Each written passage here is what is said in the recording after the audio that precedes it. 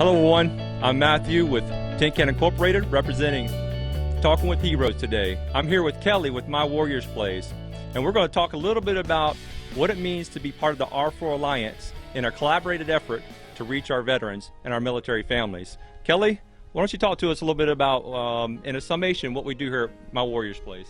Well, here at My Warriors Place, we honor our veterans, soldiers, our first responders, and also the families that, what I say, serve along with them, our Blue Star, Gold Star, and Silver Star families.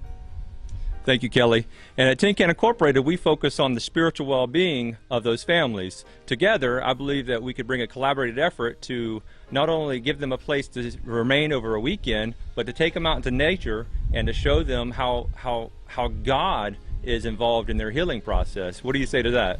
I think it's a wonderful idea. I've always said that when you can get 2 or more nonprofits together that have a lot of the same common interest and in helping our veterans and active duty and first responders and the families, that it just makes for a better program all the way around. Matthew, what do you think about us getting together and sharing a program together? Well, I think it's a brilliant idea. First and foremost, let me say thank you to Bob Calvert and the Talking with Heroes crew for allowing us to be here together in a collaborative effort to get the message out. I think R4 Alliance is a phenomenal idea of a new, creative, innovative method in reaching military families, not only statewide, nationwide, but globally. I agree, and I think anytime we can get one or more of the nonprofits that support our veterans together, we have a better chance of making an impact. You're absolutely correct.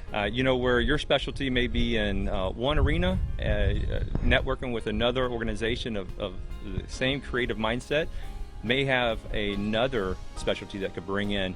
And the idea is to reach these guys in a holistic manner. And we have a tendency of being kind of one-sided, if you would, because that's where our passion is.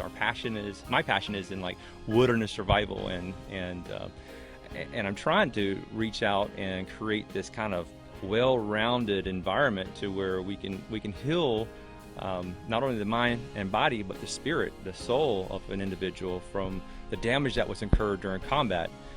Unfortunately, with me having a passion in wilderness, I don't really have a passion in the urban lifestyle. So I really rely heavily on somebody like the Honor House or you guys to reach these guys through residential rehabilitation and things like that.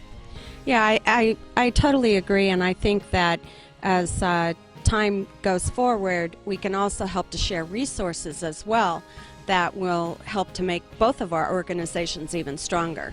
Absolutely. Yeah, having shared resources is instrumental. Every year, the R4 Alliance, they do an annual conference, a national conference at the villages. And last year was my first year in attendance. I had just received approval, like yourself, yes. And I learned a lot. And the biggest thing that I learned was that I'm not alone in this pursuit. Absolutely, I agree.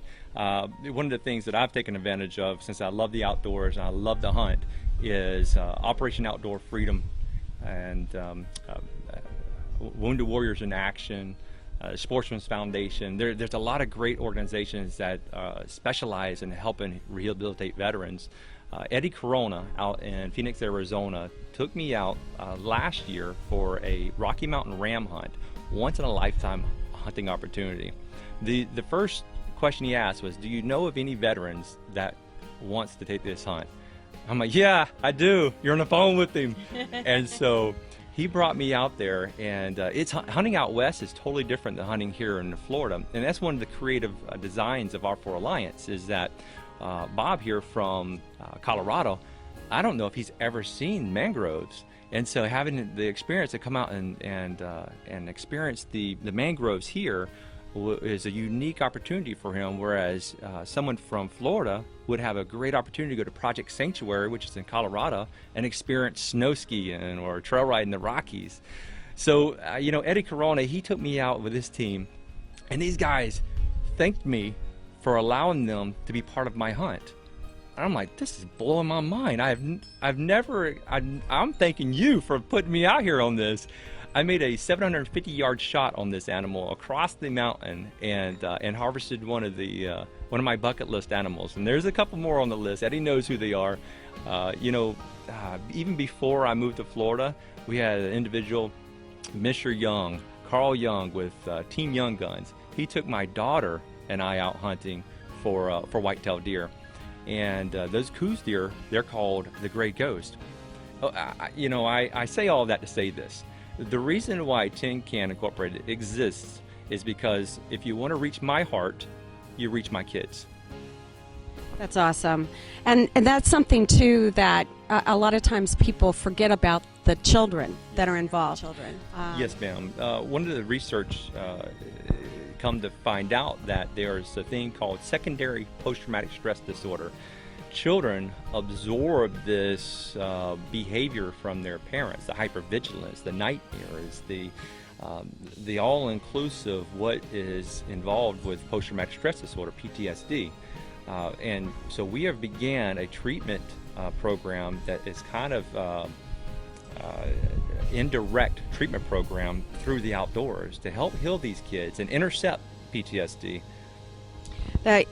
That is wonderful. Actually, reminds me, I went and talked to a high school group not too long ago, JROTC, and I was talking about how healing it can be for families that have experienced the parents maybe being on the battlefield and PTSD, and how it can affect the whole family. And one of the girls started crying, and she had tears rolling down her face. I knew immediately that she had to have at least one parent who had served and was struggling with the fact that she had a family member with PTSD, because it does affect them, and I've seen it firsthand. She came up afterwards and started talking to me, and it's like I made this connection, and she comes out to my Warriors Place, and love to have her come out. But she's somebody definitely that you could, if I could put her in touch with you, can maybe go that extra step with her. Absolutely, you're definitely right, and that's what this collaboration is all about. If we find ourselves working with a veteran who could benefit from a retreat here, we will refer them to my Warriors Place. Or somebody, if we run by an individual up in Ohio or Colorado who needs a direct source, we'll plug them in with a local R4 Alliance member. Now, there's great scrutiny in becoming an R4 Alliance member.